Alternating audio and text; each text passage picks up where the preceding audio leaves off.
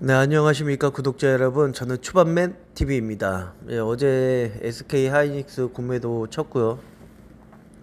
글쎄요, 대한민국 시장이 반도체 강대국이지만은 한편으로는 반도체가 장점이지만 어떻게 보면은 반도체가 장점이 가장 큰 단점이 될 수가 있다는 거죠. 예, 너무 이제 반도체 위주의 이 코스피 지수를 움직일 수가 있다 보니까 예를 들어서 이제 대표적인 삼성전자, SK하이닉스 이런 시가총액 높은 그런 종목만 매도만 쳐도 코스피 지수는 하락을 한다. 그러면 지수 선물 같은 경우는 미리 하방을 예고를 해놓고서 이제 악재를 반도체에 대한 이런 시장을 어떻게 하겠다 그러면은 코스피는 하방으로 이익을 얻을 수가 있다. 즉 공매도 세력들이 돈을 벌 수가 있는 구조가 된다. 예. 근데 하이닉스나 삼성전자나 지금 뭐 이제 엄청 고평가인 부분이죠. 지금 가격 자체가 고평가인 부분인 거고. 예. 이제 다만 이제 금리 인상을 하게 되면은 무리하게 투자를 했었고 확장을 SK 하이닉스 같은 경우는 공장 증설이나 확장 뭐 이런 거를 많이 했기 때문에 부채나 은행에 이런 것들이 많이 있을 거예요. 예, 그래서 부채 빚 감당이 어떻게 될 것인가라고 좀 보여질 것 같습니다. 자, 지금 보시게 되면은 SK 하이닉스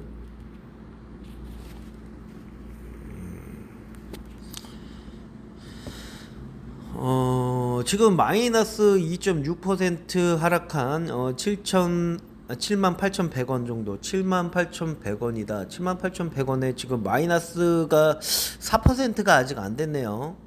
마이너스 한 5% 정도 떨어져야 되는데 그 이유가 뭐냐? 이거 개인 투자자들 매수세가 아주 그냥 52주 신고가 찍었다고 매수세가 조금 들어오는데 이 중요한 거는 그렇게 해서 뭐 저가 찍었다고 해서 매수해야 되는 거 아닙니다. 예. 저가 찍었다고 해서 매수하는 게 아니라 지금 이 전체 업종을 봐야죠. 전체 업종을.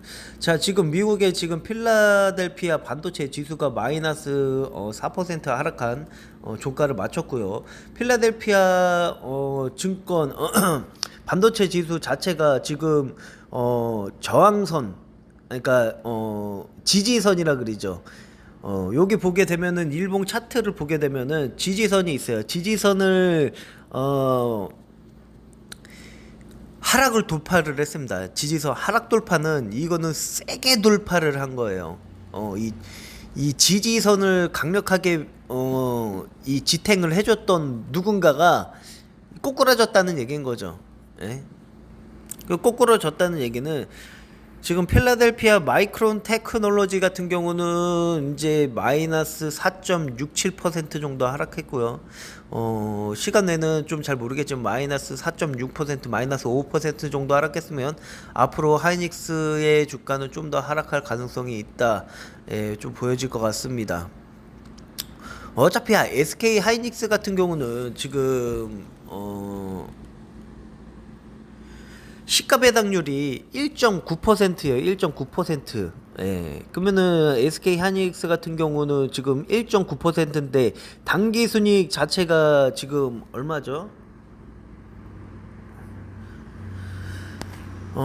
당기 순이익 자체가 3분기 것만 3분기 것만 봐도 전년 대비 당기 순이익이 3조 3천억에서 1조밖에 못 벌었어요.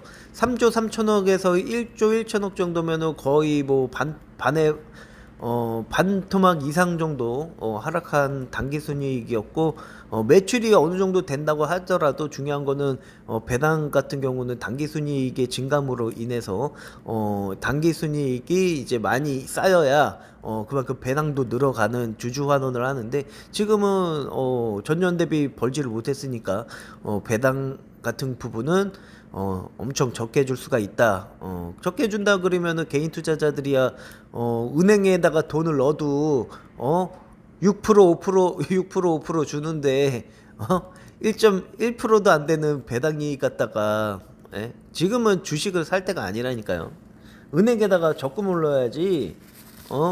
이 주식에서 돈을 빼서 은행에다가 돈을 넣어야 돼요. 아니면은 금융주나 어차피 은행 애들은 대출이나 이런 걸로 해서 어느 정도 커버가 가능할 것 같으니까요. 그렇기 때문에 일단 하이닉스 같은 경우는 지속적으로 매도 포지션을 잡고 있겠습니다. 네, 아무튼